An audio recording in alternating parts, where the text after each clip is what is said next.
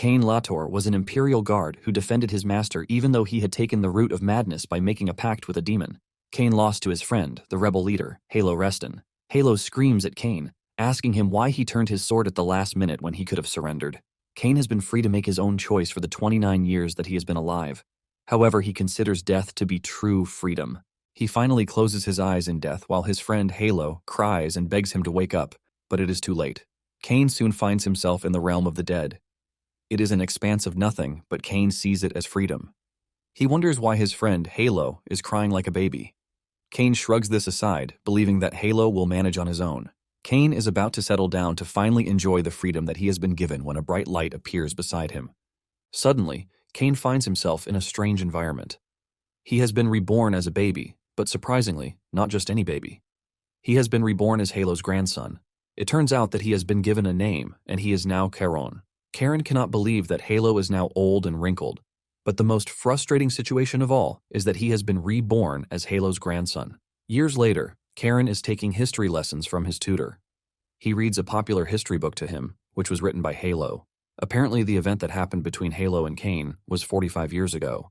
Yahello wrote in the book that Cain met his death alongside the evil emperor 45 years ago. He could not stop his master from straying onto a wrongful path, but he can be considered a symbol of unwavering loyalty as he stood by his master until the very end.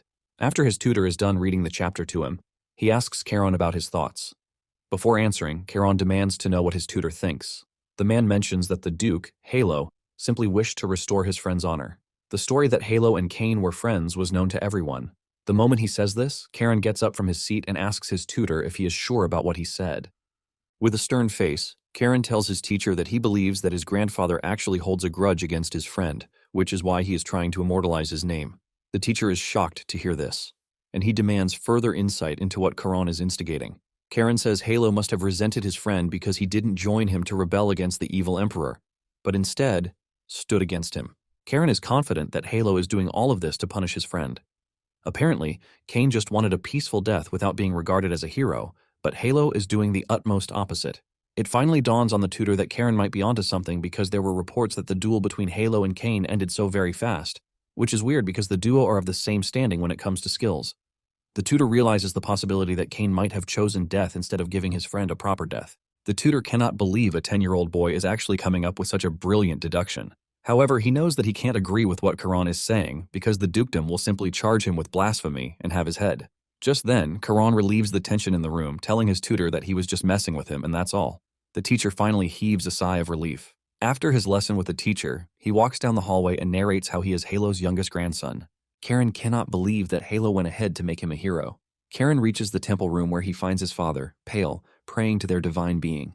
Keron walks up to his father, asking him if he is worried about his awakening ceremony, which is why he is praying. Pale admits to this, and he apologizes to Keron, telling him that he wasn't able to awaken with any powers, unlike his two older brothers. Pale is constantly praying because he is scared that he might have passed down his trash trait to Keron. Keron then places his hand on his father's shoulder, telling him that no matter what anyone says, he is the greatest father. This almost brings his old man to tears, and he hugs Keron, telling him that he is also the greatest son to him. Pale tickles his son's cheeks before suggesting that they go and eat. As usual, Keron tells his father that he wants meat. That night, Keron lies in his bed, thinking about the awakening ceremony. He remembers that in his past life, he and Yahello talked about the ceremony and how it was just some dusty old tradition. Apparently, it is a ceremony to unlock one's innate magic power. Even in his past life, Keron had never cared so much about magic or even power. He has always craved freedom, just to get away from people and everything. It turns out that Keron had already awakened his magic power, but he intentionally kept mute. He wishes that he could tell his father that there is nothing to worry about. Later on, Keron and his parents head to the train station. His mother tells him that technologies like the train were made possible thanks to his father's sponsorship. Keron is glad to hear this, but Pale tries to be modest, telling his wife to stop flattering him. Keron then lets his father know that he is proud of him and his achievements. Even though Pale doesn't have magic, he alone is responsible for 30% of the Reston dukedom's finances. Keron is glad that he has a father and mother who are reliable, and he considers them the true, perfect parents. Not long after, the train arrives at the Reston family's main estate, which is called the Azure Sea Fortress. Keron can see Yahello from inside the train, and because Yahello has made him into a hero, Keron is prepared to become the exact opposite of that. He wants to make sure that Haylow's troubles are in vain as he plans to be the worst Reston in the history of the Restons. When the train arrives at the station, they are welcomed by the family's grand butler, Heinrich. Accompanying Heinrich are butlers from the mansion. Keron can immediately see that the knights are special because they easily figured out that he has awakened his mana.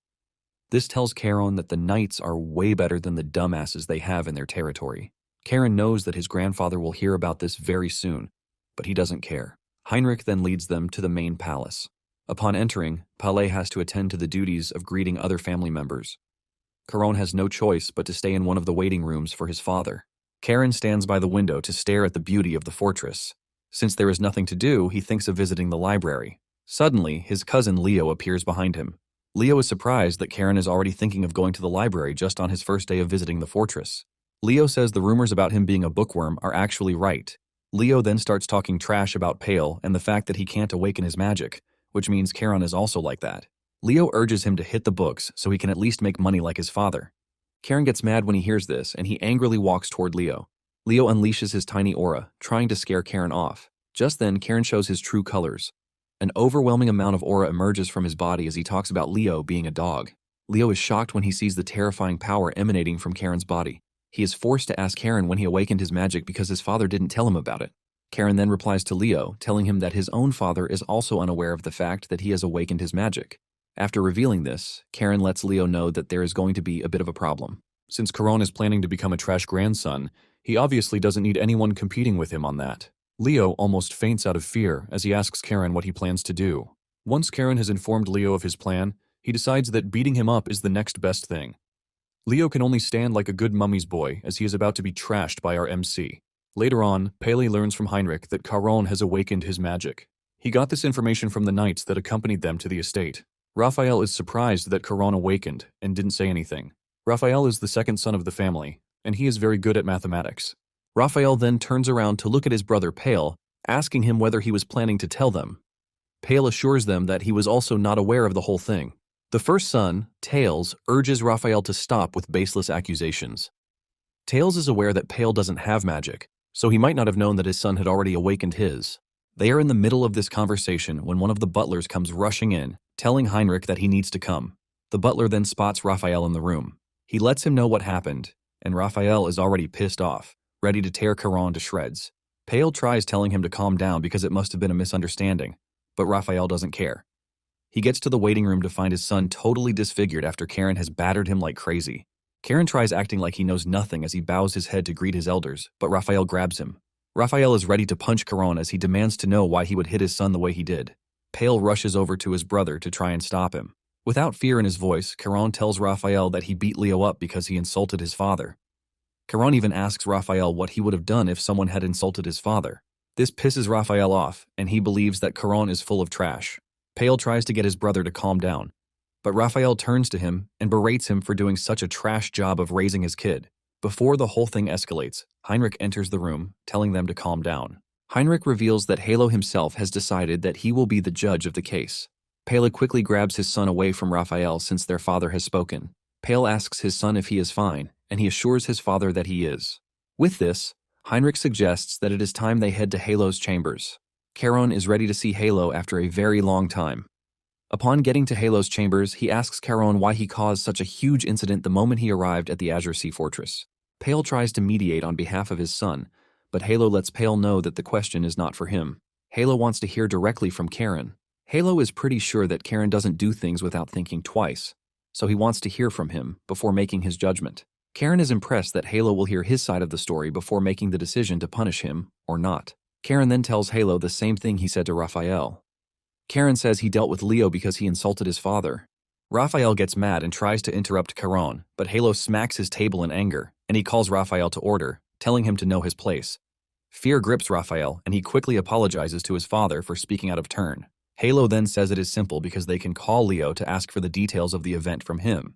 Yahello then asks Heinrich if Leo is done receiving treatment, and Heinrich says yes. He assures Yahello that he will have Leo brought to the office. Yahello then tells Keron that he has something else he needs to ask him.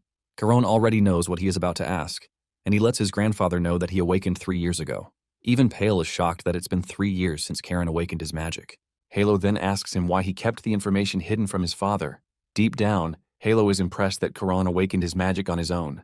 Keron then claims he had no idea it was magic and he only realized it after reading a book. When he finally figured out that it was magic, Keron tells Yahello that he just decided to keep it a secret for fun and nothing serious.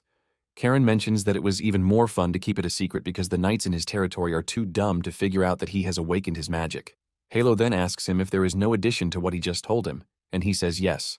Just then, Leo enters the room with his face all plastered up. Yahello then asks Leo if it is true that he insulted his uncle. Leo stutters before talking, and Keron quickly cuts in, telling Yahello that he is actually sorry to have hit his cousin, even though he talked trash about how incompetent his father was. Even Leo is surprised when he hears the words coming out of Keron's mouth because he is basically exaggerating things. Leo wants to debunk this, but a quick look at Keron's scary face lets him know that he is so done if he tries to play smarty pants. Yahello then asks Leo again if what Keron said is the truth. Leo has no choice but to admit to this, telling his grandfather that it was the truth. Yahello then decides not to pass his judgment yet, since the awakening ceremony is the next day. He assures them that their punishment will be given to them after the awakening ceremony. With this, he dismisses his sons and grandsons from his chambers. Later that night, Yahello talks to Heinrich about Keron. They both agree that Keron is an interesting boy. Yahello is impressed with the fact that Keron awakened his power 3 years ago and even hid it from everyone. In addition to this, Yahello believes that Keron is questioning the skill of the knights he assigned to Pele's territory.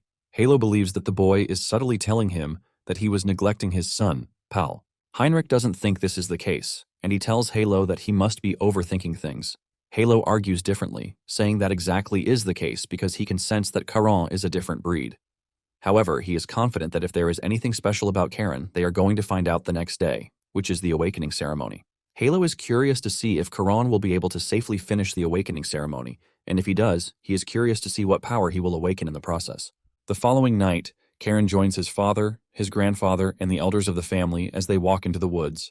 Keron can sense how incredibly skilled the elders are, even though they have retired from active duty. There are Tails and his daughter Leona with them. Raphael and his brat son Leo are also present. Because of how the whole family is gathered, Keron figures out that the whole thing is far more important than he thought. Momentarily, they arrive at their destination, which is the Stone of Oath. Yahello declares that it is time they begin the awakening ceremony. He tells the participants that once they pass through the rift opened by the Stone of Oath, they will find a world materialized by the Stone of Oath. Apparently, the world shown by the Oath is different for every person.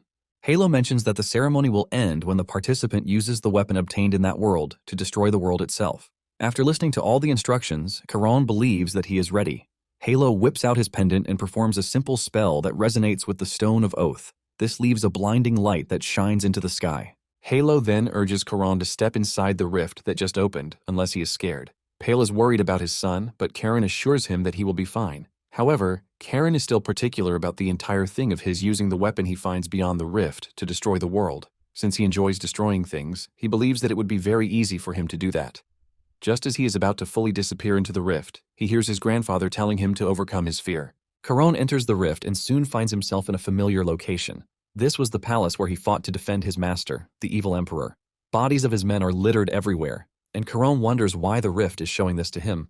Keron assumes that the rift is trying to get him to feel guilty about the deaths of his innocent comrades. Keron continues following the stairs of the main palace that lead to the throne.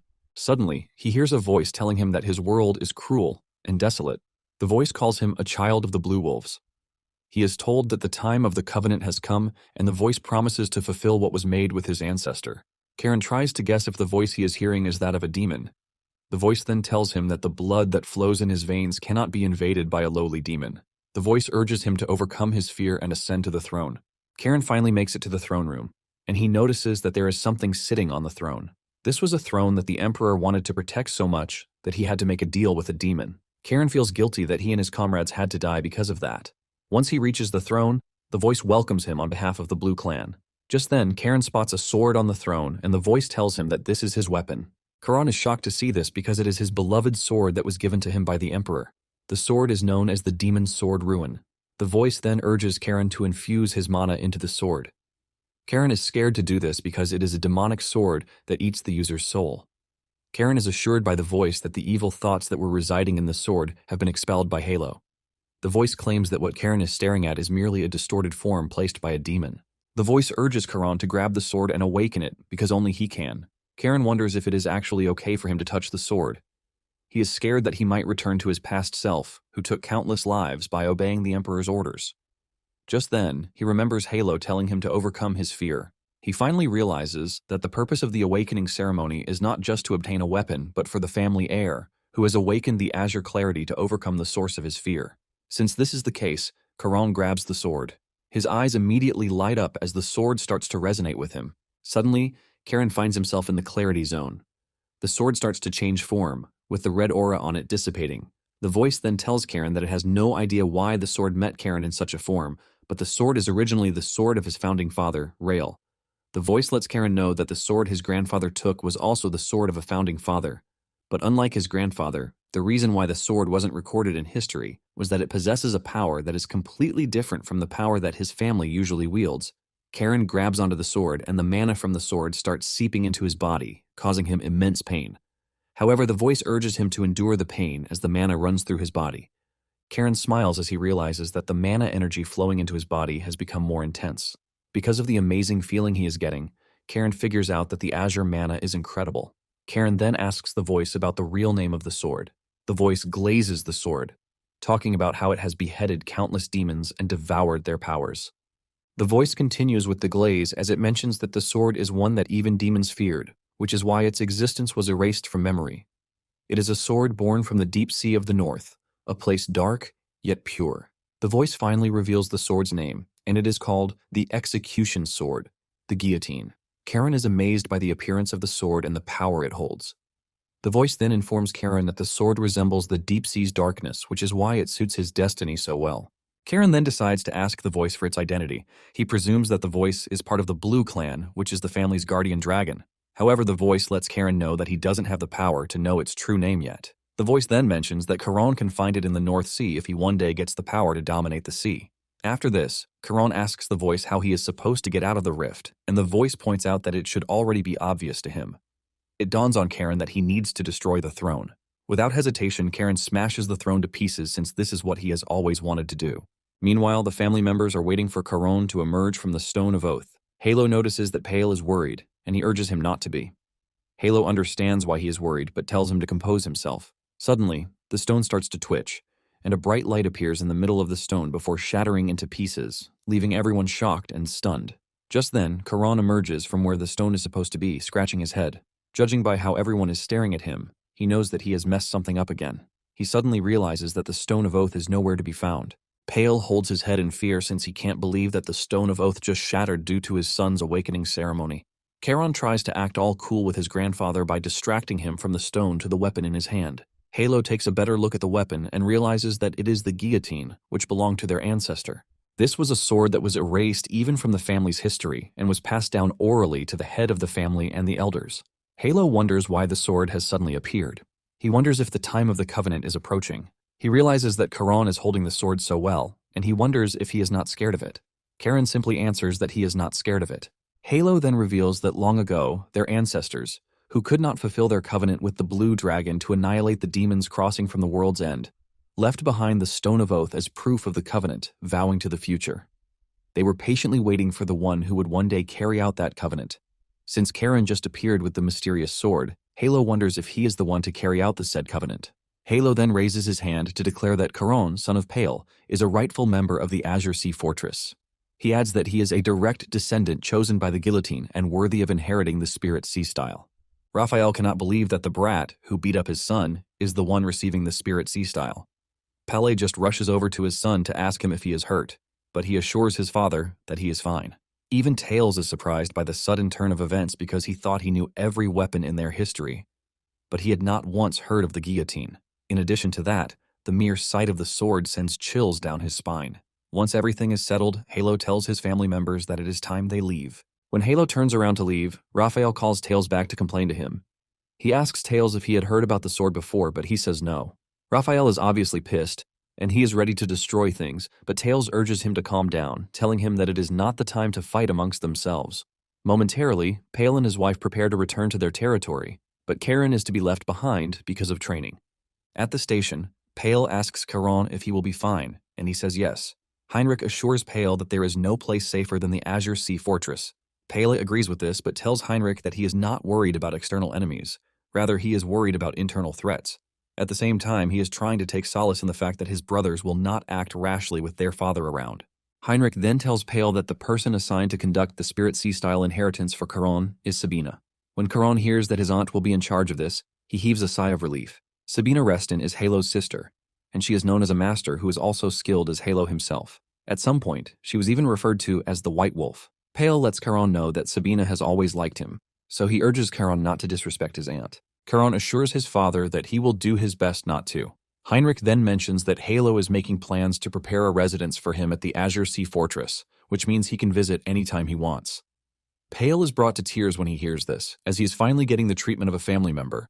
Pale thanks Heinrich for his help and says he can finally leave without worries. Pale pats his son on the head and tells him to never hesitate to reach out if he needs anything. With this, Pale and his wife leave. Later on, Heinrich leads Keron to where Sabina is waiting. Keron talks about how he is eager to see his aunt-grandmother. Heinrich then advises him not to refer to Sabina as grandmother, since she dislikes being called that. Keron takes the advice to heart, but wonders what is wrong with an old woman getting called grandmother. They soon arrive at the cultivation chamber of the Azure Sea Fortress, which is only available to direct descendants of the family. Heinrich lets Keron know that Sabina is waiting for him inside. He adds that Leo is also waiting inside the chambers. When Keron learns of his cousin's presence in the chambers, he already thinks of how much pain he is going to inflict on him. Heinrich says Raphael was the one who specifically requested Sabina to mentor his son. Keron excitedly runs over to the chambers as he cannot wait to meet his cousin. Heinrich can see that things are about to get lively in the house after a long while. Just as he reaches the door, Keron can already sense immense magical power coming from the inside. Just then he hears Sabina's voice from inside the house asking him why he is not entering. Keron gently opens the door and offers his greetings. Keron is shocked when he sees Sabina, and the shock is written all over his face. Even Sabina sees this, and she knows that Keron is in shock because she is looking like a beautiful, stunning young woman, and not what Keron was expecting. Keron is left to wonder if Sabina reconstructed her body with magic power. He figures out that this is the realm of the 8-star Knight. Sabina then tells Keron to get out of his zone and stop staring like a lamp. She urges Keron to sit in a cross-legged position. She tells Keron to sit next to Leo, and Leo is already shaking the moment he spots his cousin walking up to him. Keron makes it worse by getting very close to Leo and telling him that their possibility of seeing each other has just increased. Once Keron is in position, Sabina reveals her surprise that he knows about her being the White Wolf. Keron mentions that he likes studying, which is why he got to learn a lot in history. Sabina realizes that Halo wasn't joking when he said Keron is an interesting kid. Keron immediately becomes interested, and he asks Sabina what his grandfather said about him. Apparently, Halo told Sabina that Keron is an interesting kid and that she will take a liking to him. Halo also added that Keron is a kid who must navigate the vast ocean so that he can rule the sea one day. And for this, Halo wants Sabina to become Keron's lighthouse. Just by seeing Keron once, Sabina already agrees with her brother that Keron has immense talent. She believes that his talent is endless and vast too. She compares it to that of an open sea. Sabina believes that Keron is like a rough, untamed wave, but he sure has the potential to one day rule the great sea. Sabina cannot wait to have fun while teaching Keron the way of things. Sabina then starts her lesson, telling the boys that the cross-legged position is the most basic foundation for mana training. She assures them that it is possible to do mana training while standing up, but they need to pass the introductory stage first. Sabina shows them what she means by unleashing her mana while standing in front of them. Leo covers his eyes from the overwhelming aura, but Keron stares at Sabina to witness the incredible form of the Azure mana. Sabina then reveals that the sea domination technique is a method they use to rule the sea. Sabina says that they can actually create and operate oceans within their bodies by using Azure mana. The more oceans they operate, the stronger they become. It is when they finally get the power to operate 8 oceans that they reach the 8-star level. However, the stage at which one can operate the 8 oceans together as a singular unit is called the 9-star level. Apparently, there are only 3 9-star levels on the continent, and in the Empire, only one person has reached that level, which is Halo. When Keron hears this, his determination to surpass Halo in this life burns through his body. Sabina notices this and realizes that Keron has a strong desire for power. Sabina is already anticipating her training process with Keron. Momentarily, she teaches the boys how to allow their mana to flow through their bodies. She compares it to waves that are rough at the start. Sabina is shocked when she sees the mana level emanating from Keron's body. He cannot believe that Keron just awakened, but he is already displaying such terrifying levels of mana. She compares him to Leo, who has been taught sea domination techniques since he was 2 years old. Even though Leo has been learning this for ages, he still cannot stand by the side with Keron, with what Sabina is seeing. Sabina also notices that Keron is carving out his mana passages on his own without having to teach him. Suddenly, Keron feels a sharp pain in his body, and the moment he feels this pain, he stops the mana training, shocking Sabina. She is impressed that Keron can feel the strain on his body and stop before getting hurt. On the other hand, Leo passes out and Sabina rushes over to check on him.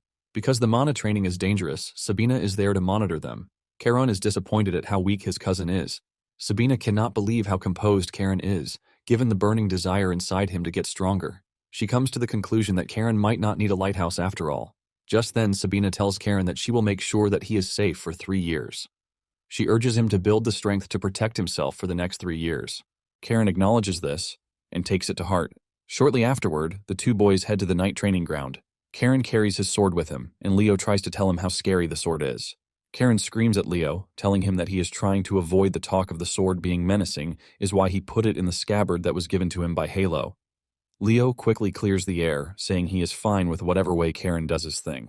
They meet with the Sea Wolf Knight commander, Xeris, who lets the two noble boys know that he will be in charge of their training going forward. After the introductions, Keron easily figures out that Xeris is at the 8-star level. Xeris then tells the boys that he will not be addressing them as grandsons of the Duke until they are acknowledged by the Sea Wolf Knights, known as the Blue Wolves. Keron smiles at Xeris, assuring him that he doesn't care about the title since he is not used to it anyway. In addition, he is aware that it is a tradition to earn the respect of the Blue Wolves through skill. Xeris is impressed by Keron's reaction because most nobles would have voiced their displeasure. Just as expected, Leo stared at him scornfully. Xeris believes that a successor with a proper brain has finally arrived. But when he takes a closer look at Keron's resolve, he realizes that something worse has just shown up at the house. Xeris sees Keron as a bigger scoundrel than even Leo. 3 years later, Sabina and Xeris hold a meeting with Yahello in his chambers. Yahello tells Sabina to stop stealing his liquor, but Sabina disses him, claiming that it is payment for her teaching his grandson for 3 years, which is his request, by the way. Yahello smiles because he didn't expect 3 years to fly by already. He then asks Sabina about her impressions when it comes to Keron. Sabina puts it all simply, telling Yahello that his grandson is a freaking monster. Yahello scolds Sabina for calling his grandson a monster. He then asks Xeris about his personal opinions too. Surprisingly, Xeris shares the same opinion as Sabina. Xeris says Keron is exceptional in every aspect, and this includes his physical abilities, innate talent, and his attitude and will towards training. Xeris takes it higher and says Keron might be a better prodigy than Hugo, the firstborn of the Tails family, who is rumored to be a genius. Sabina then tells her brother that the situation might cause problems within the family if not managed properly. She points out that Keron will definitely have an influence on the line of succession, and this might cause a rift among Yahello's sons. Sabina believes that Raphael and Thales might become a threat to Keron. Sabina says Yahello might have it under control for the moment, but the moment Keron's talent becomes known throughout the Empire, it is going to be a problem. Yahello also understands everything Sabina is saying, but he is trying to play a cool game. Sabina then asks Yahello if he thinks their family is finished since the Stone of Oath has been destroyed. Apparently, the number of magical beasts crossing over from beyond the North Sea has greatly increased. Yahello then assures Sabina that the one who broke the stone will also raise a new one. This was how their founding father raised the stone back then. Sabina is surprised to hear this, since it is the first time she will. She asks her brother if it is a prophecy passed down only to the family head, and Yahello says yes. He tells her that the time of the covenant is imminent. This tells Sabina that Keron is about to have a heavy burden placed on him. She asks Yahello when he plans to tell Keron, and he says he will when the time is right. Later on, Pele received a letter from his son asking about his well-being. Keron told his father about his training and the fact that he needs new allowance money because what he has with him is finished.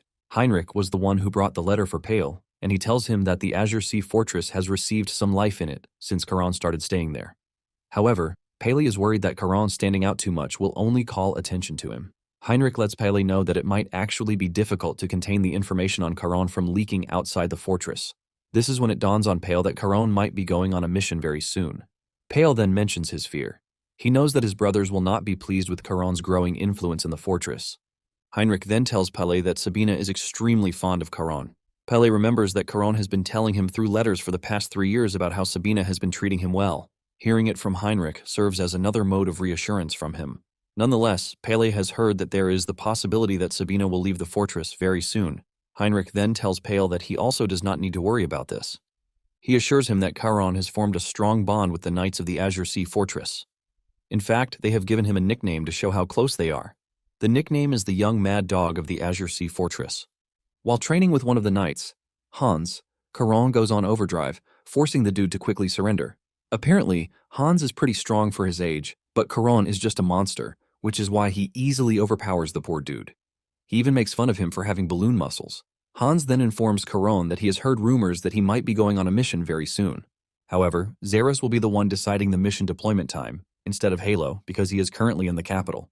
Hans believes that Keron might be sent to the granary region in the western part of the duchy, where magical beast appearances have become a regular thing. Keron immediately calls Leo's attention to this, telling him that they might be going on a mission very soon. Leo is worried when he hears this because the last person he wants to go on a mission with is the scary Keron. At the same time, Leo knows that if he performs well during the mission, his parents will be pleased. On the other hand, Palle then tells Heinrich that there is another reason why he told him to deliver the letters to him personally. Palle gives Heinrich a pouch and tells him to check inside. Apparently, inspectors discovered it in a merchant's wagon coming from the barony of Belus. Heinrich dips his hand into the pouch, and he is surprised to see that it is filled with substances. Palle then tells Heinrich that he would like him to investigate the barony of Belus. Later on, Keron is sneaking out of Xerxes' chambers after stealing his liquor when he runs into a dude he has not seen in the estate before. The strange dude is there to see Yahello, but he is not around as he is in the capital. Keron then walks up to the dude and the butler, asking them why they are coming in so late at night. The butler then introduces the dude, saying he is Baron Rohan of House Bellis. Apparently, he has an urgent matter he needs to discuss with the Duke. Rohan realizes that the person standing in front of him is Keron, the kid he has heard so much about. After learning that his issue is urgent, Keron decides to hear him out. The butler suggests that they send Rohan to the Knight Commander, but Keron argues that he is ready to listen since it is very urgent. On the other hand, Rohan is just concerned as to why a kid is carrying a liquor bottle around. The butler then leaves after telling Keron that he will inform Xeros about Rohan's presence in the estate. Rohan is impressed that Keron is already capable of making political decisions at his young age. However, he is still concerned about the drink he is holding in his hands, and he wonders if this is how the Reston family does their thing. After hearing what Rohan has to say, Keron figures out that a bandit group has settled in the eastern mountains of the barony. In addition to this, drugs have been circulating in the area since the arrival of the bandits. To make it worse, commoners are also being kidnapped and sold as slaves. Rohan reveals that they have been having issues containing the bandits because they lack proper military support. His father even mustered up the little soldiers that they had to try and combat the bandits, but they suffered heavy losses, and his father got injured in the process too.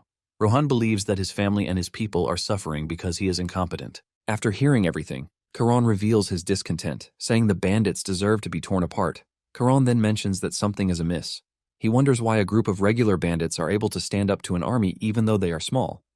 Rohan then mentions that there are reports that the bandits are deserters from the southern kingdom that is at war. Keron realizes that ever since the dethronement of the evil emperor, the imperial army, which was downsized, has been focused on the south because of the war. Since there is no room to spare, Keron knows that there will be holes in the public order. Keron decides to go with Rohan's theory that the deserters became bandits. Keron then suggests that they have a drink to lighten the mood. Keron then reveals that Bellis Barony actually borders the territory where his father resides. Because of this, Keron doesn't think he can overlook the entire thing. Keron is, in fact, offering to personally go so he can help. While sipping the drink, Rohan wonders if it is actually okay for him to take a drink from a kid. Keron is still telling Rohan to keep the drink a secret when the owner enters the room. Xeros reminds Keron that he already told him to stop touching his liquor. Rohan almost freezes to death when Xeros enters the room.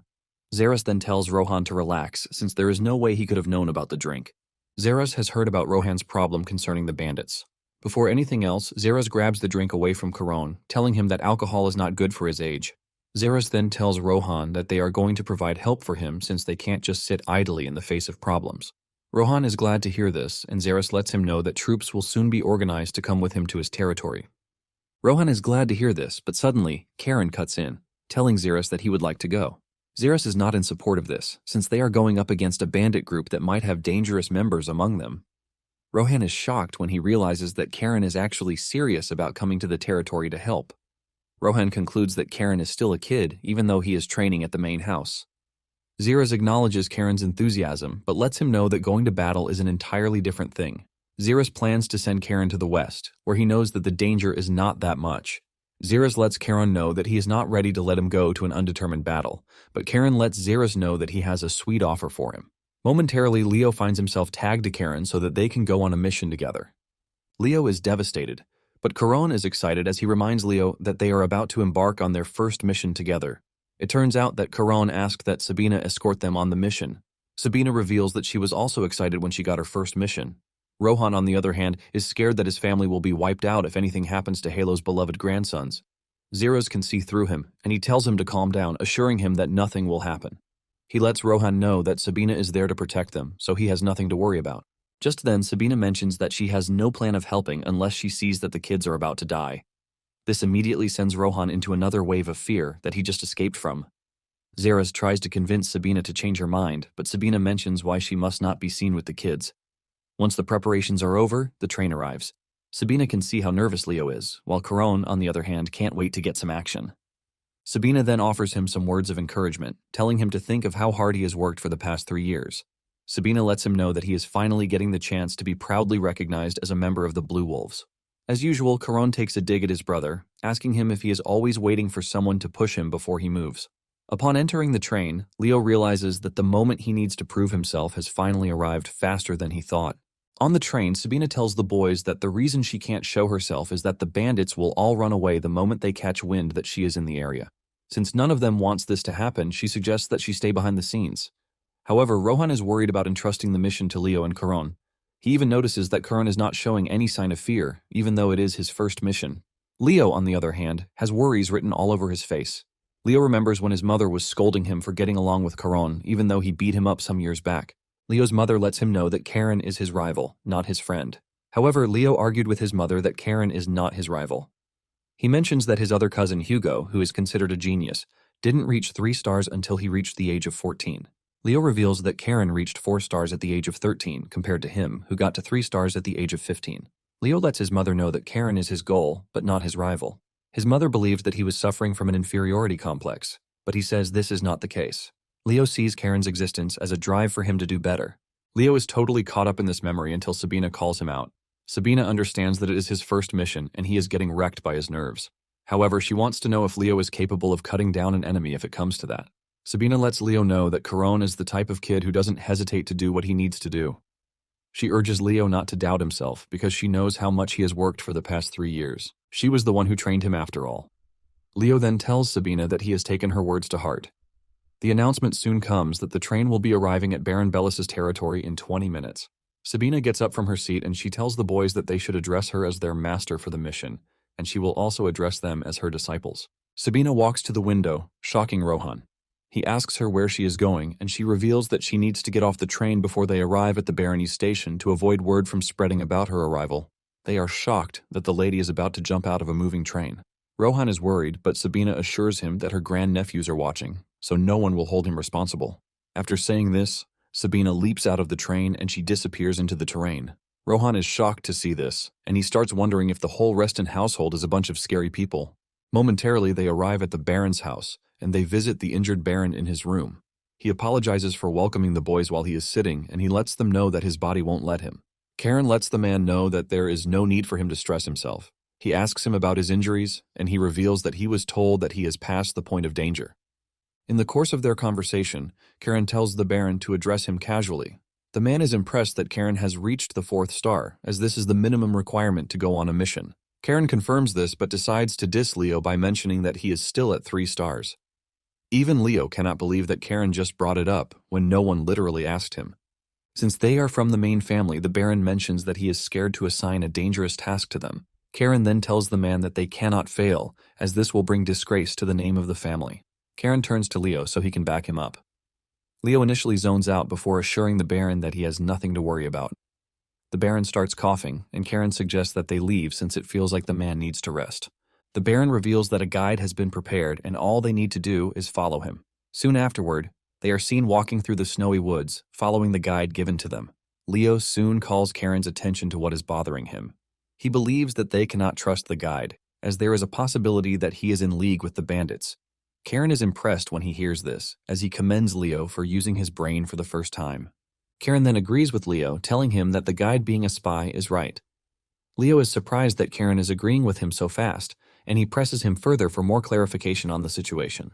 It turns out that Keron had a talk with Rohan when they first arrived at the station. It was during the conversation that Rohan revealed that they are planning to make use of a traitor from within. Keron was impressed by this excellent method that they plan to use. After hearing everything, Leo asks Keron why he didn't tell him from the start. Keron says Leo was nervous the entire day, and he decided not to say anything. Keron is excited about the opportunity to see a traitor turn against his lies. Apparently, Rohan has known that he was a traitor, but he intentionally left him to use, which is also brilliant on his part. To make everything look even more real, Keron and Leo are the ones acting as bait. The bandits will be happy to get their hands on nobles since they are going to fetch a high price as ransom. Keron then tells Leo to get himself ready because they are about to reach where the bandits are located. Just as predicted, they get to where the bandits are waiting. The traitor collects his pay while smiling, but unknown to him, he is just a pawn. However, Keron wastes no time pulling his weapon, as he is already pissed about the fact that the bandits are spreading drugs in his father's territory. Meanwhile, at the house, Rohan asks his father if he thinks Keron and Leo will succeed with the mission. His father mentions that there must have been a reason why the two boys were dispatched to the region. He knows that they must have been confident in their abilities. In addition to this, the man says Keron actually reminds him of Yahello when he was younger. He says Keron's confident demeanor and his relaxed attitude are all traits that a younger Yahello had. The old man assures Rohan that they have nothing to worry about. Back in the woods, Keron has cut down most of the bandits single-handedly. Even his brother cannot believe the monster that is at work in front of him. Keron shows no pity as they slice their bodies like butter. One of the bandits tells the unit leader that it would be better if they return to base and ask for reinforcement. However, the unit leader is egotistical since he is not ready to lose to a kid. He rushes toward Keron while threatening to show him what he is made of. Keron remains unfazed as the dude rushes at him. Keron's blue aura surrounds the area, and all it took for Keron to take down the attacking unit leader was a strike to the head. Leo is shocked when he realizes that he has drawn his sword without even realizing it. Keron has taken down all of the bandits, leaving only one. Leo realizes that Keron might be a monster, but his sword is also something else. The aura from the sword is literally overwhelming Leo. Staring at the sword alone makes it feel like he is about to have his throat slit open. The last bandit alive quickly raises his hand to avoid joining his comrades in the afterlife. Keron asks him what his name is, and he reveals that it is Urha. Keron then asks him if he has a rope, and he says yes. Moments later, Keron and Leo are seen tied together. Leo cannot believe that Keron had Urha tie them up and even carry their weapons too. Keron then tells Leo that they need to act a bait to find the base, and to this they need to make it very convincing. Keron calls Leo's sense to the fact that it would look absolutely ridiculous if they were the ones carrying their weapons. With the way they are tied, Keron believes that it would make it more convincing that Urha captured them. He also adds that Urha has to be carrying their weapons since he is a weak piece of shit, whom no one will believe that he would have been able to capture them. Urha hears them, but there is nothing he can do since his life is still very much precious to him. Keron then decides that it would be beneficial for them to get more information out of Urha before they reach their base. Keron asks him if they are deserters, and he says yes. Urha reveals that they were from the 9th Regiment, 1st Battalion of the 3rd Infantry Division of the Kingdom of Teyes. Leo is about to question him when Keron cuts in, asking Urha how big their group is. Urha reveals that they are about 130 deserters, including 2 mages. Keron is surprised to see that there are lots of bandits for him to play around with. On the other hand, Urha knows that he is in a deep mess because, judging from Keron's blue eyes, he can clearly see that he is from the House of Reston. Leo then asks Urha why they came all the way to the remote region. Urha reveals that their leader promised them that they would make enough money to get a good life if they did. Keron is surprised to see that the leader of a bandit has a mage accompanying him. Keron believes that something is off, but he will have to wait to find out. Soon afterward, they arrive at the base of the bandits. The watchmen are surprised when they see Urha coming to them with hostages. They demand to know where the others are, and Urha lies that the rest of their comrades have gone after the guards of the 2 kids he caught. Urha demands that they open the gate, and they do this. However, his comrades notice that he is acting all sensitive, and they believe that this is because he is getting excited to be praised by the boss, which is going to be his first time. As they stroll into the camp of the bandits, Keron notices that Urha is actually a soft person, even though he joined a band of thieves. Suddenly, Keron notices that there is a strange power in the air. It turns out that his sword is also reacting to it. Just then, they notice a dark red magic circle ahead of them, leaving them stunned. Keron quickly figures out that what they are witnessing is none other than black magic. Keron quickly tells Urha to cut off the ropes on his hand. Once he is free, Keron tells Leo to also draw his sword because he is going to need it very soon. He has not finished saying this when undead skeletons emerge from the magic circle. Urha jumps backward in fear and he hides behind the 2 kids. It turns out that bandits were already preparing for Keron and Leo. Keron looks up to see archers on the roof. On the balcony is the leader of the bandits, and he welcomes the kids to his camp. Keron realizes that the dark mage is not in sight, and he figures out that he is probably hiding somewhere, chanting his spell. Suddenly, Keron takes a dark turn. He puts his sword to Urha's neck, threatening to kill him if the bandits make a move. Even Leo is surprised that the whole thing has developed into a hostage situation. This is a surprising turn of events, since nobles are not supposed to do things that don't give honor to their name. The bandit leader is surprised to see a noble being taken hostage when they are supposed to be the pinnacle of honor. However, the bandit leader tells Keron that he is making a mistake. He reminds Keron that the purpose of having a hostage is when they have value. He lets Keron know that Urha is totally useless to him, so he is free to end his life if he wants to. Keron is disappointed when he hears that the bandit considered Urha to be useless trash. He removes his sword from the dude's neck and apologizes for trying to use him as a hostage. Leo then points out that they are outnumbered. He asks Keron if he has a plan, and he says yes. Keron lets Leo know that all they need to do is take down the commander of the bandits. At this point, Keron is boiling with anger, and his blue mana erupts from his body. The commander sees this and realizes that he has messed up. Keron then tells Leo to handle the skeletons while he takes out the annoying commander. Once Keron dishes out his instructions, he runs toward the commander without wasting another second. One of the skeletons attacks Leo, but he manages to block the attack. Leo wonders how he's supposed to handle a horde of skeletons by himself. The commander tries to stop Keron's charge by ordering his archers to shoot him down, but Keron is moving too fast. Keron reaches him before he can even react, and he hits his soldiers with a sword technique that takes them all out at once. Keron looks like a devil as he appears in front of the commander. He holds back from killing him but cuts off his hand. The commander falls to the ground in pain while holding his affected arm. Keron mocks the commander, telling him that he should have attacked sooner if that was his plan. The commander is surprised that the Azure Fortress still has men to spare, even though their strength is stretched out already. Keron then reveals that the barony he is operating from is next to his father's domain. Keron assures the dude that he is not going to kill him, but he will drag him back to the Azure Sea Fortress. Keron then turns around to look at his brother, and he is impressed that Leo is actually holding out against the skeletons. Keron encourages his brother to crush the skeletons and show them the strength of the Sea Wave sword. The commander then tells Keron not to think he has won because there is no guarantee that he will leave the camp alive. Keron then asks him what his name is, and he reveals that he is Michael Knox. Keron proceeds to cause Michael more pain by pushing his sword into his knee. Michael screams in pain, and Keron tells him to order his archers to stand down. Michael is in so much pain that he cannot defy Keron. He told his men to drop their weapons, and they all did. Keron lets him know that he likes him for being obedient. Michael cannot believe that he actually lost to two brats. However, he still has a trump card that he is hiding. Keron sees through Michael and figures out that he still has something he is hiding. Keron believes that Michael is counting on his dark mages. Keron laughs at Michael for thinking the family will send just 2 kids without a guardian with them. Suddenly, the magic circle disappears, and the skeletons also scatter. Momentarily, the gates to the camp get smashed to pieces, leaving a loud explosion. Keron tells Michael that he wasted time and wasn't able to capture the black mage, but there is someone else in charge of that. Fear grips the bandits when Sabina steps into the camp holding the mage's head. Sabina then walks up to Keron and Leo, telling them that they missed the most crucial part of the evidence. Sabina lets them know that because of this, their mission is a failure. Keron doesn't really care about this, but he asks Sabina if she likes the method that he used. Sabina confesses that she will give Keron for charging into the enemy's camp without fear. However, she is also deducting points for using the hostage technique. Keron pushes Michael down the stairs, and he is horrified as he stares at the mage's head lying on the ground. Sabina then asks Keron why he pulled the hostage card. Keron reveals that he wanted to strike where the bandits least expected, because no one would expect nobles to take hostages. Sabina agrees with this, and she mentions that Keron is the greatest lunatic she has seen. Keron takes this as a compliment, and he thanks her aunt. Michael, on the other hand, cannot believe that he went up against lunatics dressed up as nobles. Sabina then suggests that they head to Bellis's castle because she has lots of questions.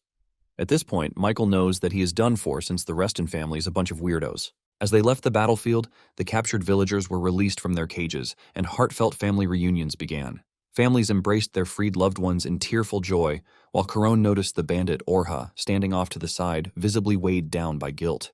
With a mocking tone, Keron asked if he was feeling a prick of conscience. He told Urha it was too early for that. For all they knew, he could end up locked in the Baron's dungeon like the rest of his comrades. Keron then added that, instead of being imprisoned in the barony, Urha would be taken to the Azure Sea Fortress along with his captain. When Leo asked whether it was safe to leave Urha untied, Keron explained that they needed his help to carry their wounded captain, but warned Leo not to let his guard down.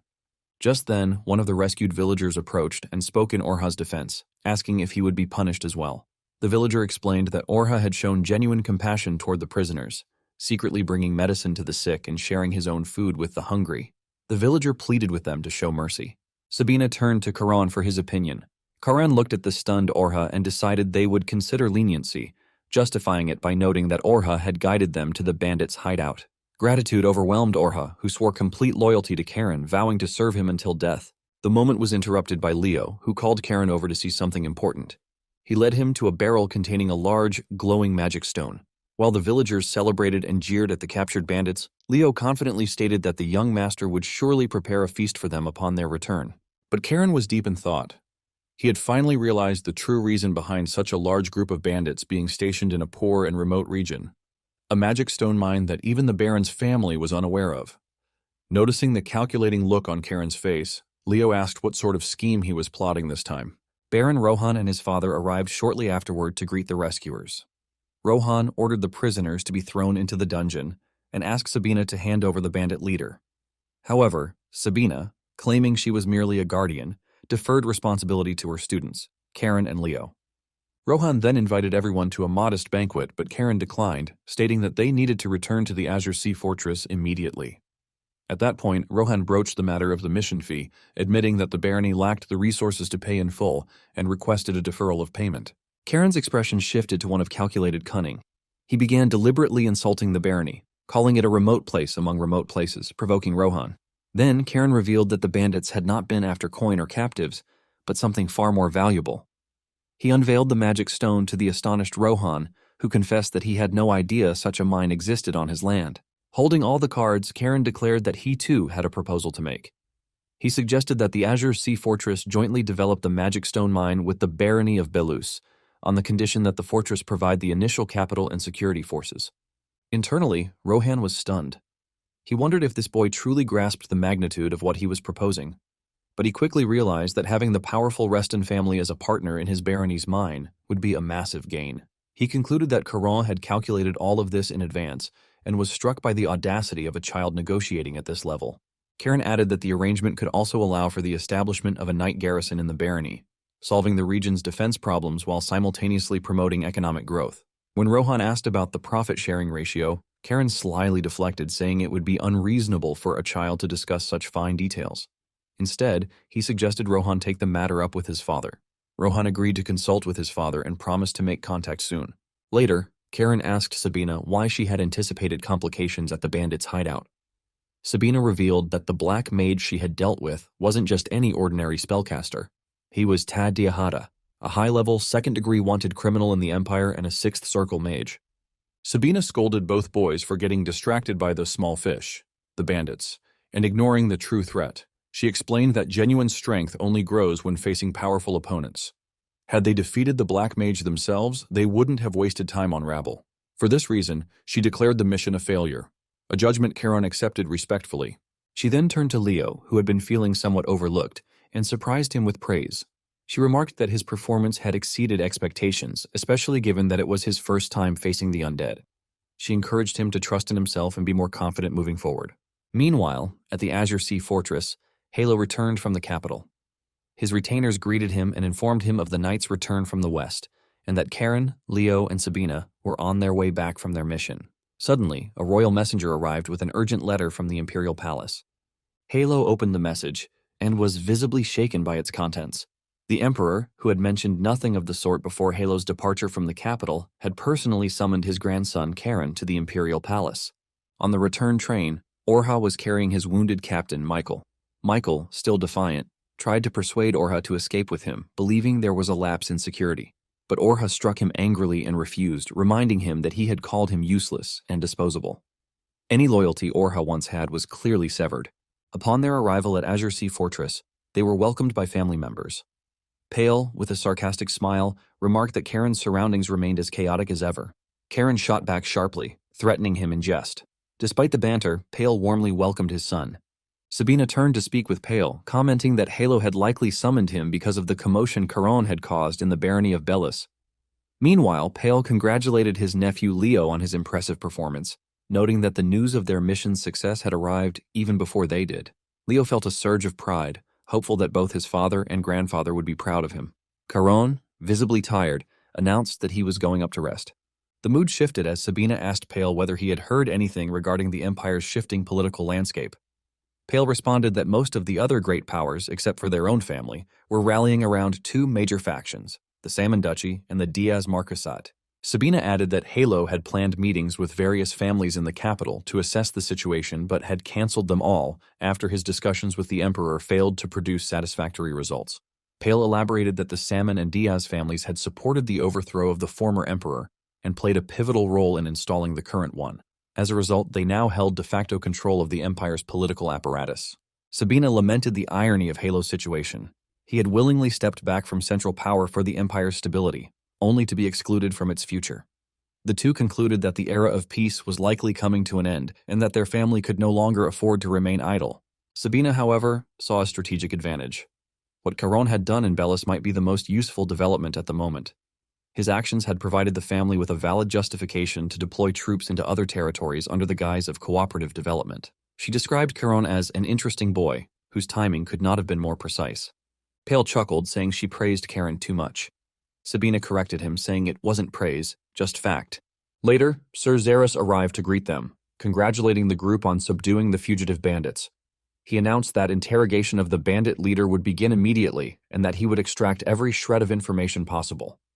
When he asked about Orha's identity, Keron explained that, for now, Orha was still considered a bandit. However, since he had acted as an informant, he should be treated gently and released later. Keron added that he planned to make Orha his personal servant. Xeris agreed to this arrangement. As Keron and Leo prepared to rest, Xeris stopped them, reminding them that their mission was not yet complete, and that they still had to submit a written report. Keron asked if they could write it jointly, and Xeris permitted it. Immediately, Keron tried to shift the burden onto Leo, arguing that he had done all the hard work during the mission. When that failed, he switched to persuasion, reminding Leo that their Uncle Tails would read the report and that this was a prime opportunity for Leo to earn merit by highlighting his own accomplishments. The argument worked, and Leo agreed. Following their conversation, Xeris ordered the prisoners to be detained. Sabina, meanwhile, casually tossed him the severed head of the wanted criminal, stating that the boy's report would be sufficient documentation. As Keron wished Leo good luck with the report, he announced his intention to visit the Mana training room to practice the fourth form he had recently unlocked, leaving Xeris stunned at his relentless drive. At that same time, Yahello convened an emergency family council. He revealed that the meeting had been prompted by new information uncovered during the recent suppression of demonic activity near the castle. He instructed Heinrich to summon the Knight Commander. Xeris was brought in and presented Yahello with a piece of demon skin recovered from the western celestial dome region. Yahello, examining the material closely, recognized the sinister energy embedded in it. It was dark mana and disturbingly familiar. He concluded that it belonged to the fallen emperor. Yahello proposed two possibilities. Either the remnant of the emperor's will still lingered in the world, or the emperor was somehow still alive. He suspected this revelation was tied to the current unrest rippling through the empire. Yahello then delivered another significant piece of news. The events in the barony of Bellis had reached the emperor's ears. In response, His Majesty had extended a personal invitation for Keron to come to the capital. With this, Yahello announced his plan to send Keron, accompanied by Leo and the Sea Wolf Knights. However, he emphasized that he would seek Keron's opinion before confirming anything. Keron was still a child, and Yahello believed it was essential to understand what he had been thinking when he brokered the deal with Baron Rohan. Yahello then turned to Xeris and ordered him to bring Keron immediately. Xeris found Keron meditating in the training room. When Keron noticed his presence, he asked when he had arrived. Xeris replied that it hadn't been long. Keron remarked that aside from immediate family, only Sir Xeris was permitted to enter.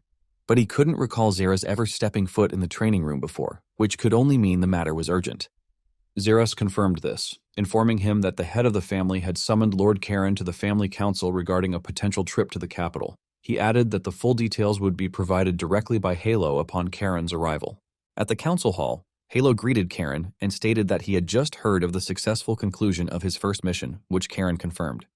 Without delay, Yahello questioned why Keron had acted independently and overstepped his authority by negotiating directly with the House of Bellis. He pressed further, asking whether Keron had considered that such presumptuous behavior could be seen as a grave insult. Keron immediately recognized the tone, not praise, but interrogation. Calmly, he denied the accusation, explaining that he had merely offered a single proposal to the young Baron Bellis, who had accepted of his own volition. Standing before the council, Keron defended his actions. He said that, in his judgment, there had been something more important than noble etiquette. When Yahello asked what could possibly outweigh courtesy, Keron replied, "The honor of the family." This answer struck Yahello deeply. Internally, he acknowledged that Keron could have chosen to boast about the benefits of the deal or taken credit for himself, but instead, he had prioritized the family's name. Yahello silently praised this as a splendid act of character. Based on Keron's conduct, Yahello announced his decision. He acknowledged that the agreement with Bellis would significantly benefit their house and tasked his son Pale with handling the formal negotiations. Pale accepted and agreed to depart for the barony of Bellis at dawn. Yahello remarked that a father bringing glory to the family through his son's accomplishments was no bad thing. Yahello then shifted the discussion to the Emperor's letter. He formally informed Keron that His Majesty had summoned him to the capital, as word of his actions had reached the court. Keron, reflecting on Xerxes' earlier words, deduced that the Emperor's letter must have arrived before Yahello returned to Azure Sea Fortress. This led him to question whether the Imperial Intelligence Network was truly that efficient, or if someone else was behind it. Thinking it over, Keron concluded that it was not the Emperor himself, but rather the powerful nobles who controlled the throne that had orchestrated the swift invitation. Yahello offered Keron the option to refuse. He believed the boy already understood the political weight of going to the capital at such a turbulent time. Pale, for his part, thought Yahello should not have left such a decision to a child. But Keron spoke up before either could continue. He declared that since the Emperor himself had summoned him, it was his duty to go. He also added that it would be a good opportunity to visit his maternal grandfather. When Keron asked whether he would travel alone, Yahello informed him that Leo would accompany him, along with Hans's squad as their escort. Keron questioned the need for a separate guard detail if his grandfather was sending him. Laughing, Yahello responded, half-jokingly, that the guards weren't for protection but for keeping Keron under control. He then announced that their departure would take place in 3 days. In a later scene, Pele concluded the formal negotiations with Baron Rohan. The agreed terms stipulated that 80% of the mine's shares would go to the Reston family and 20% to the House of Bellis. However, one condition puzzled Pale. Rohan had stipulated that 5% of Bellis's share, a full quarter, would be allocated directly to Keron and Leo. Finding the offer overly generous for what amounted to a simple commission, Pale asked for clarification. Rohan, a distinguished graduate of the Imperial Academy, responded candidly. He explained that the allocation was not payment, but an investment. It was a gesture meant to win the favor of the 2 young wolves who would one day lead the Azure Sea Fortress. Pale found the move presumptuous. In his eyes, Rohan had overstepped by assuming he could fully grasp the future potential of Keron and Leo. The exchange grew sharp, with Pale remarking on Rohan's boldness, though he acknowledged begrudgingly that it wasn't without merit. Eventually, the boys were summoned to receive the offer. Both Keron and Leo gratefully accepted, while Rohan expressed that it was an honor for his family to enter into this partnership. As they were leaving, Leo turned to Keron with a question. After sealing the deal, he asked how their 5% share would be divided. Keron replied coolly that, naturally, he would take 9/10, leaving Leo with 1/10. Leo was stunned by the brazen claim, but Keron countered with a menacing look, clearly not open to debate. Terrified, Leo agreed at once. Pale and his aide, observing the exchange from a distance, overheard the conversation. The aide remarked that the 2 boys who had once fought bitterly in childhood had now become inseparable. Upon arriving in the capital, Leo was filled with both excitement and nerves. He admitted that he had only heard rumors about the city and wasn't sure how to behave. Keron reassured him, but Leo protested that they were about to meet the Emperor. His excitement was perfectly justified. Soon after, Leo drifted into fanciful thoughts of attending social parties and meeting the beautiful women of the capital. Sabina, overhearing their conversation, joined them with a smirk. She commented that Deuce was an interesting place, full of powerful fighters, and said it would be a good experience for both of them. She then called for wine glasses to toast their first completed mission. Keron, with his usual sarcasm, pointed out the lack of wine glasses in a 13-year-old boy's room. Unbothered, Sabina poured the wine into water cups instead. Turning to Leo, Sabina asked if he had ever tasted wine before. He admitted that Keron had let him try some previously. She offered him a glass, and he accepted. Raising her cup, Sabina praised their remarkable growth. Keron responded with appreciation, thanking her sincerely as his teacher. Then Sabina made a quiet announcement. The 3 years she had promised to protect them were now over. She expressed regret that she wouldn't be around to witness the chaos they would undoubtedly stir up in the capital. Leo was saddened to hear this and asked if her return to the North Sea meant they wouldn't see her again. Sabina scoffed at his sentimentality, then warned him not to attend parties with Keron. She explained that Keron's looks, talent, and smooth tongue would inevitably draw all the attention. Leo, panicking, begged Keron not to ruin his chances of finding a future bride. Keron called him an idiot and told him to shut up and keep drinking. Meanwhile, back at the Azure Sea Fortress, Pale reported to Yahello the successful conclusion of the negotiations with Bellis. Hahello was astonished to learn that the barony had willingly ceded a portion of their share to Keron and Leo.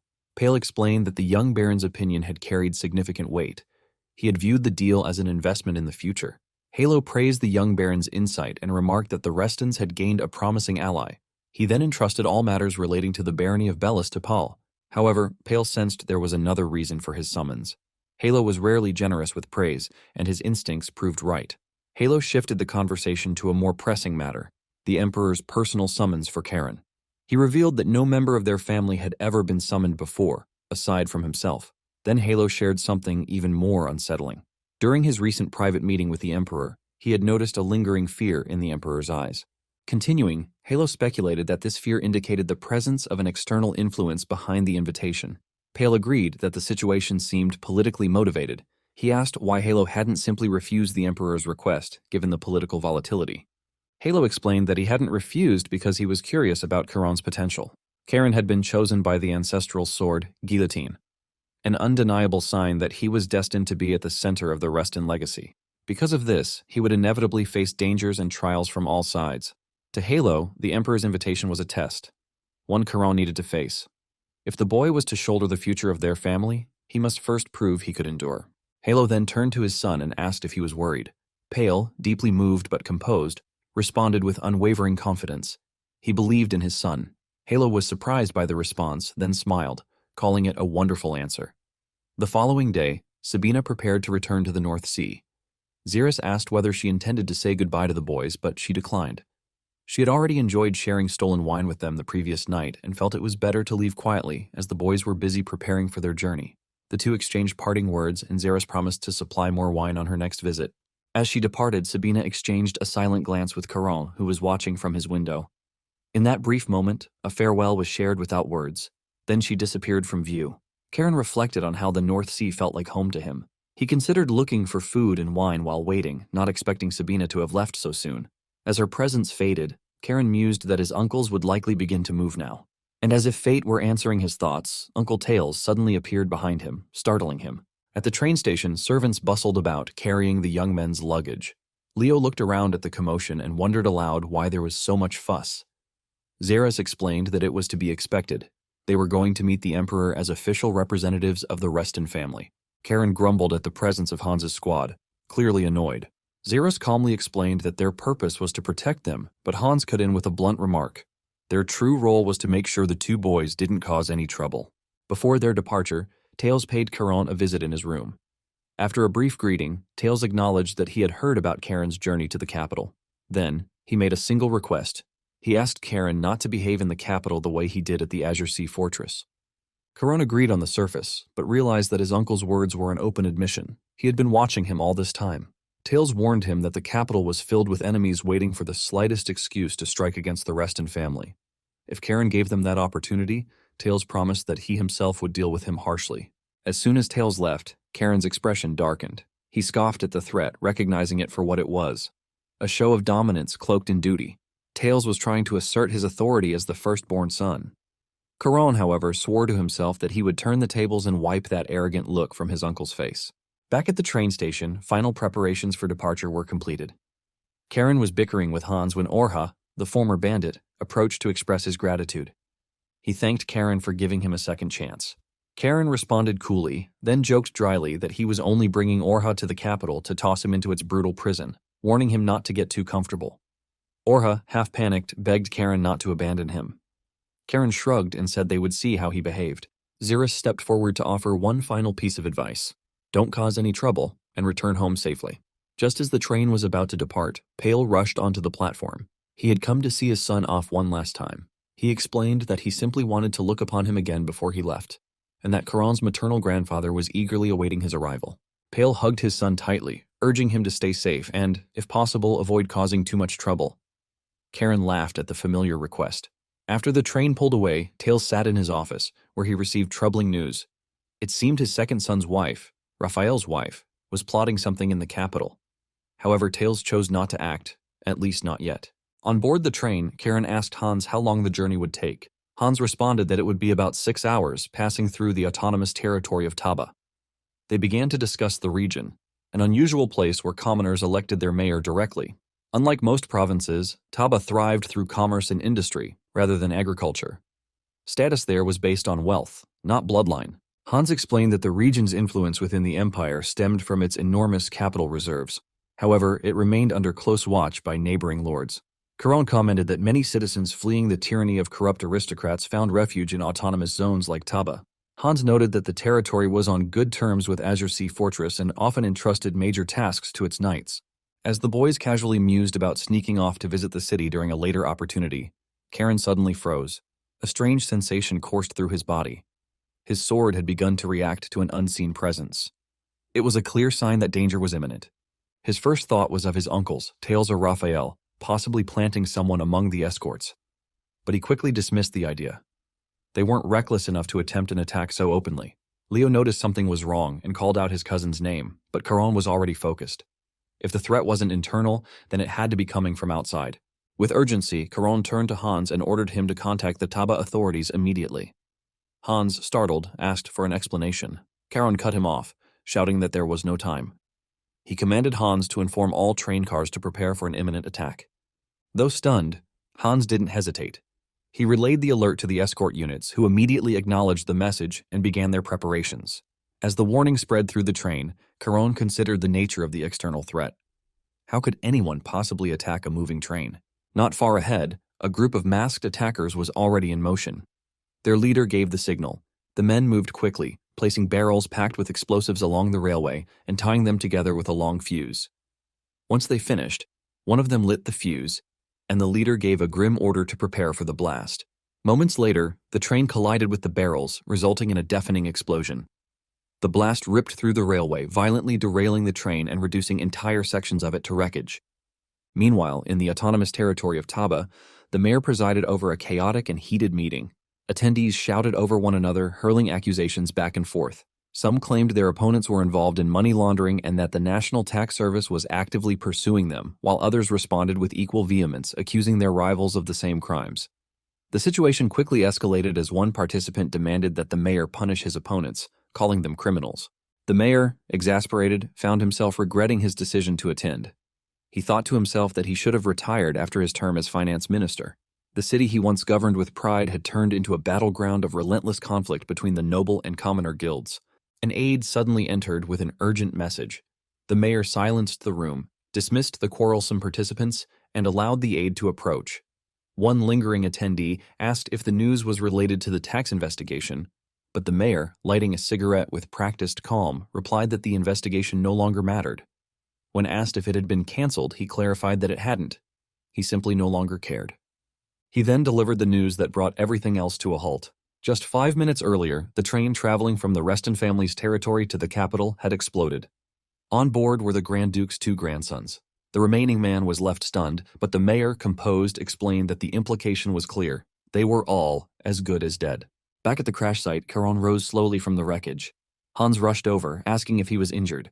Keron assured him it was nothing serious, just scratches. Hans immediately requested a status report. The update revealed 1 serious injury to someone named Dell and 2 minor injuries. Another report arrived from Orha's squad, confirming 2 deaths among their ranks. Keron noted to himself how severe the situation must be, considering someone like Orha was stepping up to deliver field reports. He asked Hans about their current location. Hans replied that they were roughly 10 kilometers from the autonomous territory of Taba. He added that contact had already been made with the territory before the 2 boys regained consciousness, and that help should be arriving soon.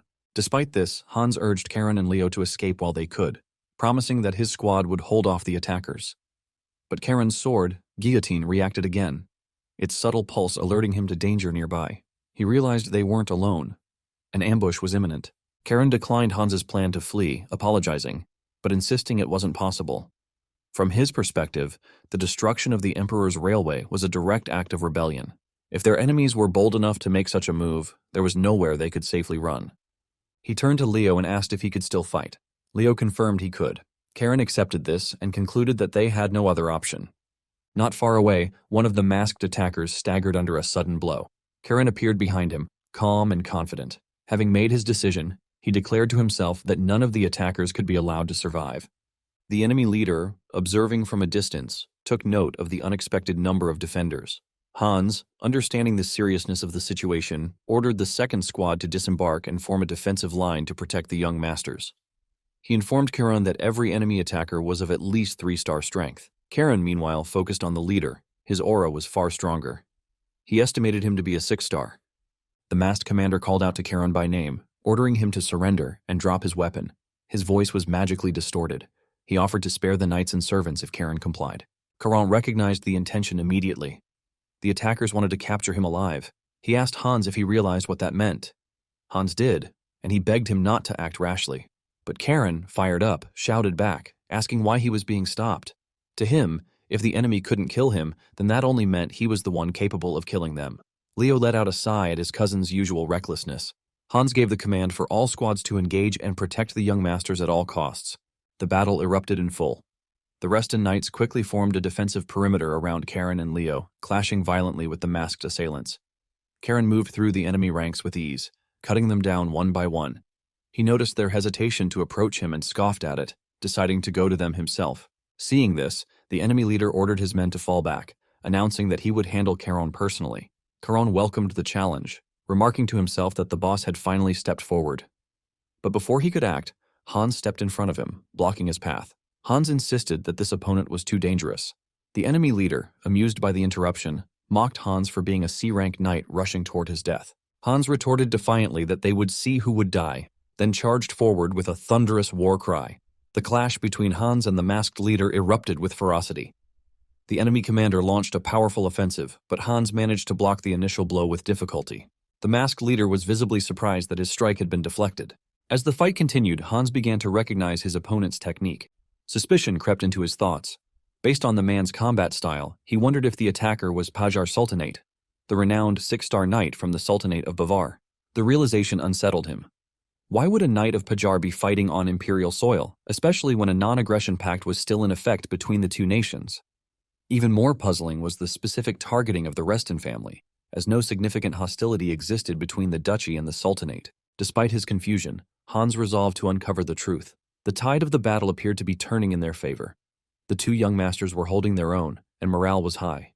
But in a brief moment of distraction, Hakim seized the opportunity and struck Hans with a powerful blow. Mocking him for letting his guard down, Hans pointed out that the knight formation had already collapsed. Hans then responded angrily, summoning his strength for a counterattack, but Hakim manages to jump back. Hans offered him a final chance to surrender, claiming further resistance was futile. Looking around the battlefield, Hakim saw that his knights had been defeated and their formation broken. Hans, seizing the moment, offered him and his remaining men the chance to surrender, promising to spare their lives. He questioned the wisdom of dying so far from home. But Hakim rejected the offer outright, stating that he intended to fulfill his mission regardless of the cost. Suddenly, he unleashed his mana in a violent surge, causing the energy within his body to spike uncontrollably. Hans immediately recognized the recklessness of the move. Hakim had no fear of death, and this final act would endanger the young masters. Left with no choice, Hans prepared to release his own full power to stop him. At that critical moment, Keron's voice rang out across the battlefield. He expressed his disappointment in Hans, appearing suddenly and reminding him that his job had been to prevent Keron from causing trouble, not to fall to the enemy. With biting sarcasm, Keron questioned whether Hans was really about to surrender already. Hakim turned toward the source of the voice. Keron, standing proudly, confirmed his identity without hesitation. In one swift, calculated strike, severed Hakim's arms. Hakim, now mortally wounded, staggered back. As he lay dying, he referred to Keron as a monster. Keron, unfazed, thanked him for the compliment. But even in victory, Keron noticed something wrong. His sword, guillotine, began to vibrate again. He understood what this meant. The threat had not ended. He looked at Hakim, now barely breathing, and accused him of hiding one final trick. Hakim responded with a cryptic apology, expressing no regrets, and whispered something ominous as his body began to emit a dangerous, unstable energy. Realization struck too late. Hakim had activated a self-destruction spell. Hans, sensing the incoming blast, shouted for the knights to protect Lord Leo, who stood frozen in the center of the battlefield. Without hesitation, Hans threw himself in front of Keron, attempting to shield him from the explosion. Keron, stunned, demanded to know what was happening, and Hans grimly explained that Hakim was using a suicide technique. As the spell activated, Hans apologized, blaming himself for the situation. In his final words before the blast, he pleaded with Keron to survive. The resulting explosion was massive, devastating the battlefield and consuming everything in its radius. Amid the smoking aftermath, Keron heard a strange voice speaking directly to him, a voice that was not human. It called him a foolish creature for awakening it and remarked that it had not tasted the blood of knights in quite some time. The voice announced that it would now fulfill its part and advised Keron to close his eyes tightly, lest his eyeballs explode from the force. When the smoke cleared, Keron found Hans lying unconscious on the ground. He hurried to his side and tried to wake him. Hans slowly opened his eyes, irritated, and began scolding Keron for his indifference after he had risked his life. Keron, unfazed, coldly replied that he had never asked to be saved. Then another voice spoke, this time from Keron's sword. It mocked them both, claiming that Keron would not have survived without its intervention and insisting that some gratitude was in order. Keron was stunned, realizing that his sword had just spoken to him. He looked around at the destruction left in the wake of the explosion, bewildered by what had just occurred. Keron asked the sword if it was an ego sword, a weapon forged from the souls of mad blacksmiths. The sword, clearly insulted, flew into a rage at the comparison and threatened to sever Keron's neck if he dared repeat it. Keron, unfazed, wondered aloud why the sword had saved him if it now wanted to kill him over something so trivial. With grumbling irritation, the sword explained that it had expended all the mana it had stored to protect him from the explosion. Had it not done so, it claimed, Keron's head would have already rolled. Now exhausted, it complained bitterly and asked whether there was another way to absorb mana besides fighting. It then mused that perhaps it could draw power from Keron's blood instead. That suggestion led Keron to a new conclusion, that the sword must be a demonic weapon if it craved its wielder's blood. Just then, a group of knights arrived. Their commander introduced himself as Hyri, leader of the Taba self-defense forces. Hans stepped forward to introduce himself as well. As they spoke, Keron sheathed his sword. The weapon complained that it couldn't speak while inside the sheath. Keron responded dryly, saying, "That was wonderful," before ordering it to sleep quietly. Commander Hyri, recognizing Keron as the grandson of Grand Duke Yahello, took full responsibility on behalf of the region for the incident. He explained that he had been dispatched by the mayor to escort the ducal family members to safety. Keron accepted the arrangement and asked that the wounded be taken care of immediately. While riding in the carriage, Keron brought up the possibility of returning to Azure Sea Fortress. However, Hans notes that the danger might not yet be over and that the ongoing investigation would take time. Keron, however, reassured him that he had already contacted Sir Zeras, and there was no need for unnecessary concern. He then changed the subject, asking Hans if he knew the identity of the man who had blown himself up. Hans confirmed that it was Shion Hakim, a 6-star knight from the Sultanate of Pajar. Keron immediately began considering the political implications. He wondered if the non-aggression pact, signed personally by his grandfather and the Sultanate, was now on the verge of collapse. Hans noted that while relations between the Empire and the Sultanate had been deteriorating, they had not deteriorated to a point that would justify such an act of aggression. Keron, however, concluded that Hakim's actions alone could be interpreted as a sufficient casus belli. As they traveled, Keron noticed Leo staring blankly at his own blood-stained hands. The younger boy appeared shaken. He admitted he hadn't heard what Keron had said earlier, and wondered aloud why his hands were trembling. Keron knows that such a reaction was normal. It had been Leo's first time taking a life. Becoming desensitized to death was difficult, but it was something Leo would have to overcome. That was the reality of their world. Shortly after, a guard riding alongside the carriage announced that they would soon arrive in the autonomous territory of Taba. As the carriage entered the city, Keron gazed out the window and commented internally on the opulence of its architecture. At the gates, the mayor greeted them warmly, welcoming the group to Taba. He expressed his relief at their safe arrival and pledged that the territory would do everything in its power to identify the mastermind behind the attack. He also promised full cooperation with the Reston family's investigation. Keron interrupted the mayor's formalities to assure him that they were already aware that Taba had no involvement in the attack. The mayor visibly relaxed at those words. Hans noted that the mayor had changed considerably since his days as finance minister. The mayor laughed bitterly, confessing that he regretted ever accepting the cursed position of mayor. He then apologized for speaking too informally in the presence of a duke's grandson. Keron, however, requested that he speak freely, explaining that excessive formality from his elders made him uncomfortable. The mayor hesitated, unsure at first how to respond to such a request from a noble youth, but eventually accepted, albeit with caution. He quickly corrected himself after accidentally addressing Keron by name. To shift the mood, the mayor suggested they move the conversation to a more private location. Inside a quiet chamber, Keron began his inquiry. He noted that the attackers had used conventional explosives, not mana-based attacks, to destroy the railway. He pointed out that such explosives could only be procured through the Empire's tightly controlled military supply administration, making smuggling from within nearly impossible.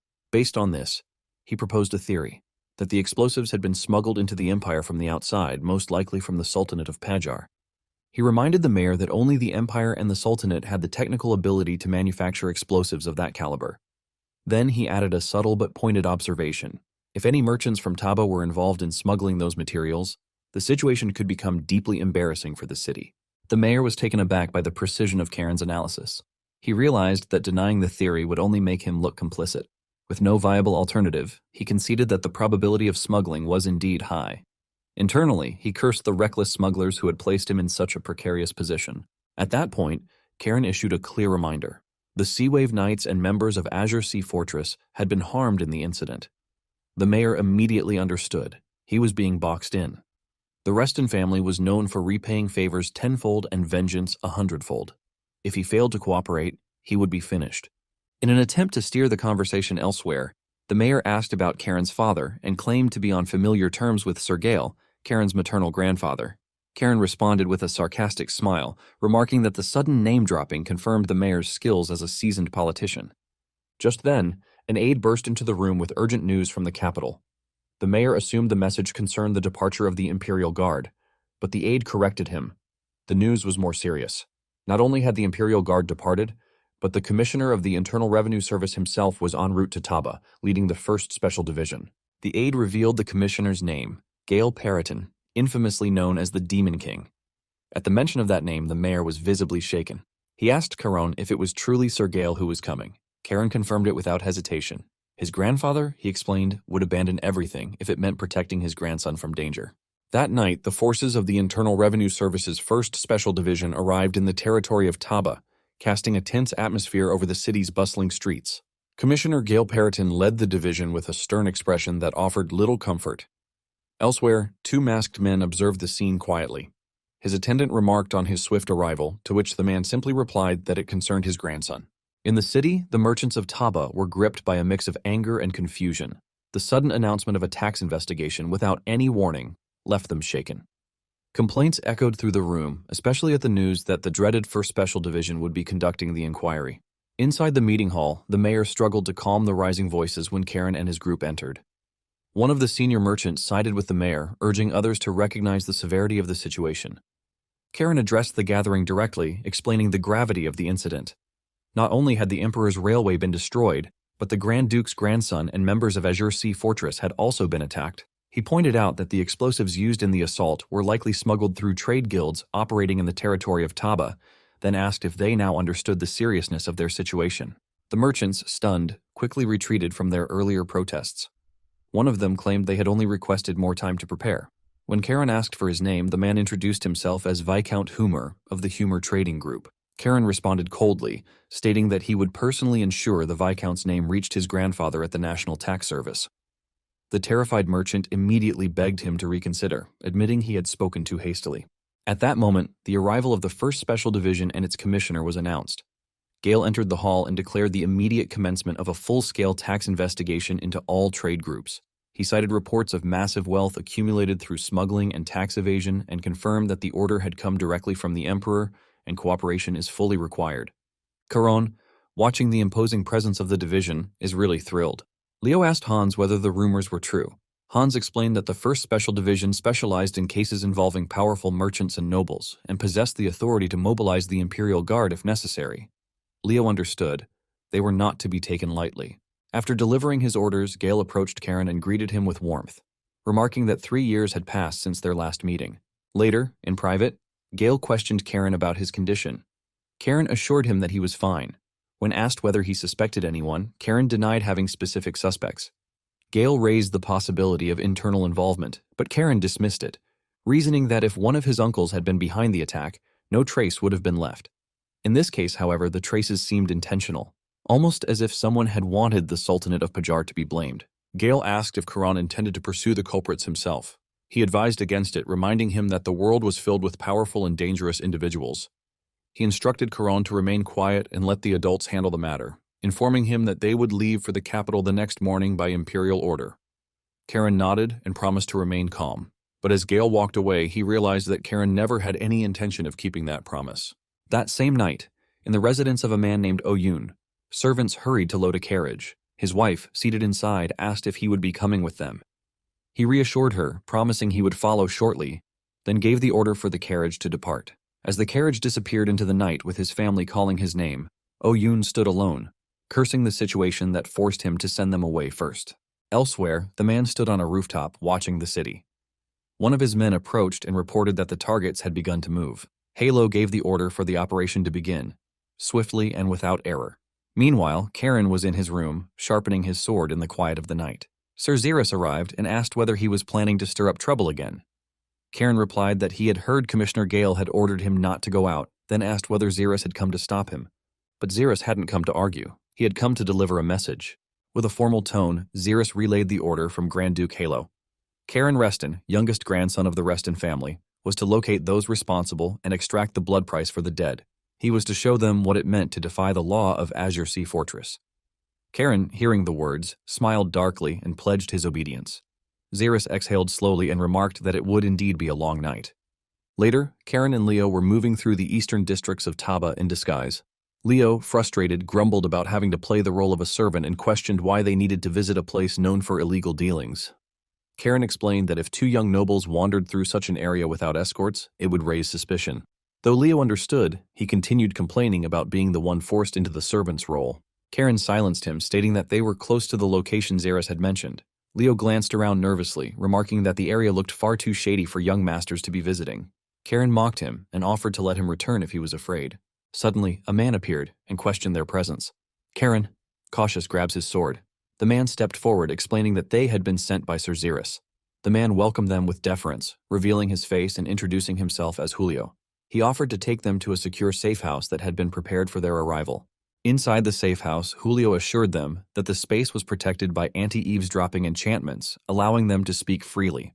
Keron, noting that Julio was a native of Taba, asked how he had become an informant for the Reston family. Julio explained that he was repaying a long-standing debt to Sir Xerus, who had shown him kindness during his childhood.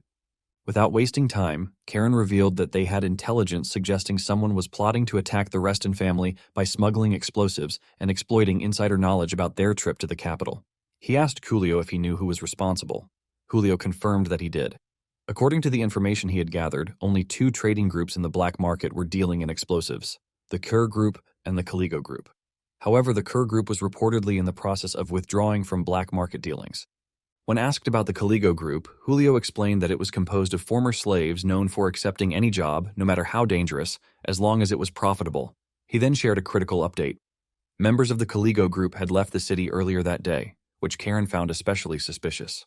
Keron weighed the possibilities. The Kerr Group, currently retreating from illicit activity, and the Caligo Group, comprised of reckless individuals with nothing to lose. Leo noted that they didn't have time to investigate both and asked where they should go next. Keron smiled and remarked that the answer was obvious. People with nothing to lose were always the most dangerous. With that, they decided to pursue the Caligo Group, and Julio pledged to lead them to the group's black market entrance. Elsewhere, Mayor Glenn was speaking with Commissioner Gale. Glenn questioned whether Gale was truly comfortable allowing Keron to operate independently. Gale explained that Grand Duke Yahello had written to him personally, pleading for Keron to be given free rein. He added that wolves had their own way of handling other wolves. Glenn then disclosed that Keron had even asked him for a personal favor, to devise any excuse that might delay or deter him from interfering. While Gale was impressed by the boy's boldness, he remained concerned, noting that Keron was still only 13. Glenn dismissed the concern, stating that Keron had already proven himself and that age was meaningless in the face of genius. Gale insisted that Taba was a dangerous place. Trade groups there were bribing politicians in the capital in an effort to expand their influence. He pointed out that, although Duke Yahello had chosen to remain on the border, the great noble houses of the capital were keeping a close eye on the Reston family. Taba, he said, was filled with opportunists desperate to gain political favor. Gale says that this was precisely why the Emperor had intervened, to ensure that the empire was not handed over to self-serving factions. Glenn then delivered unexpected news. Sir Mason was in Taba. Gale was stunned and asked if he meant Mason the Unbreakable Shield, Mason the 8-star. Back in the Eastern District, Keron and his companions arrived at the entrance to the Caligo Black Market. Julio confirmed it was the only access point, and explained that in an emergency, it could be sealed from within. Keron dryly remarked on the brutality of such a tactic. As they approached the entrance, their way was suddenly blocked by a group of guards who had seized and bound Julio. One of them explained that, by order of their boss, no customers would be received that day and politely asked them to leave. When Julio questioned the reason, the guard claimed ignorance and reiterated the request. As Keron and Leo continued to press the issue, the guard drew his sword in warning.